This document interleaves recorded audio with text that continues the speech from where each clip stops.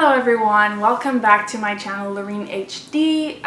Today we're going to talk about a moment that is pretty awful, to be honest, which is the moment where a herpes positive learns that they have herpes. And why is it an awful moment? Because it's a time where you kind of reevaluate a lot of things, like the decisions you've made, your health, your future, the lifestyle you have, all kind of crazy questions. And well, I guess I'm here to try to soothe it out for you. So first of all, breathe. You're still alive. You're not going to die. Technically you are, but that's because you're human, not because you have herpes. Relax.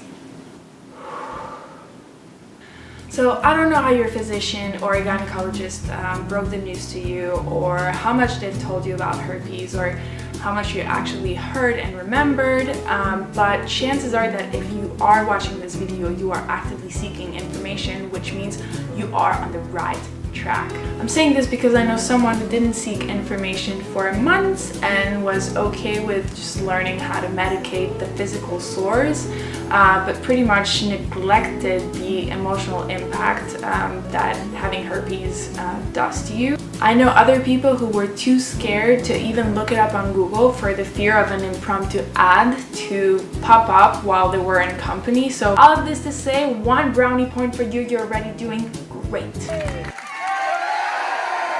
Okay, so there's probably a couple things you already know about herpes, like that it doesn't have a cure, meaning there's no treatment that will eradicate. Meaning there's no treatment that will eradicate the virus from your body. The second thing you might already know is that it's highly joked about in culture and looked down and touched to behaviors like promiscuity and bad personal hygiene and irresponsibility, blah blah blah blah blah. But there are things you may not know that you will be happy to hear, like how common it is. 1 in 6 Americans has it. 417 million people have genital herpes around the globe. So if you feel alone in this, you technically aren't. You can catch it even during protected sex. Yay to protected sex, but herpes is a skin condition, meaning it's transmittable from skin to skin contact rather than sexual fluids. Meaning if you have a sore that stands outside of the zone protected by the condom can't do much to help you protecting yourself. How harmless it is. It's just a sore. It's just a sore. You've seen or dealt with sores before. You're even likely to have used medication to cure your herpes sores in the past. Remember when you had chickenpox or shingles? Welcome back, old friend! More seriously, you can find everything you need to know from a medical standpoint on the CDC's website or World Health Organization, which is linked in the information under this video box. So you'll probably be wondering, if so many people have it and it's so harmless, why is there such a stigma? Good fucking point. But it is far less interesting to me to understand why there is such a stigma as it is to not let it dictate the perception you have of yourself and how you should feel about your newly found condition. So moving forward, there are 3 things I want you to know and remember every time your mind will wander in dark places. Wander in dark places. The first one is that you are not the first. You know how most of the time when people tell you you're not the first one to have done something or said something and it makes you feel so unspecial? Well, this is one of those times. You got herpes, it doesn't make you that special. Like I said before, you're now part of a pool of 1 in 6 Americans who has genital herpes and who feel and experience the same physical and emotional pain as you are. The reason why you haven't heard of it is because people either don't know they have it, which is the case for 80 to 90% of people who have genital herpes, or they don't feel safe to talk about it. You can't tell who's the 1 in 6 American because herpes has no face, or better, it has many faces.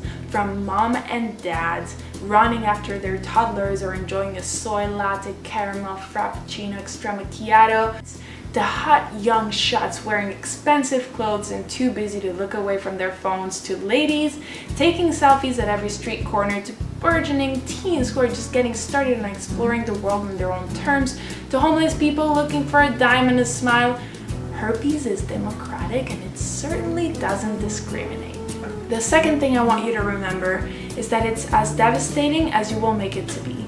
Herpes is emotionally challenging because it comes with a set of prejudice that people can shove in your identity without your consent. But at this stage, let's not think about what others think of herpes or herpes positives, and let's think about how you perceive it and how you see yourself. Personally, I find that I can be my own best friend, reminding myself of my achievements, supporting the decisions that I made, and maybe recognizing that behind a mistake there was always a good intention. But I can also be my worst enemy, disguising my fears into realities and just bringing myself down and taking my own self to places that are dark and not where I don't enjoy being. So when you're at that same crossroad where you can either be your best friend or your worst enemy, try to be your best friend. Try to be your own advocate. Don't let the single narrative take over and define your own narrative. And the third thing that I want you to remember is that doctors are not the only ones who can help. Yes, herpes is a medical condition, and as such, there's no one better than a doctor to tell you how to cure or prevent sores.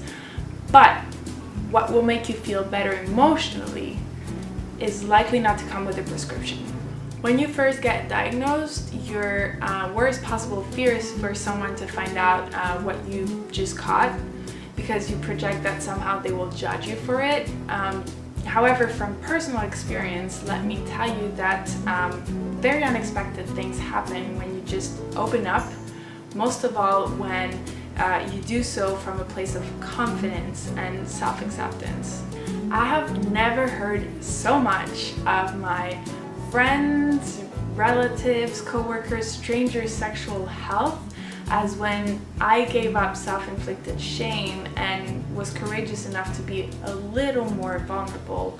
And what that did is that it made me realize that STIs are just much more common than the amount of conversations that happen around it.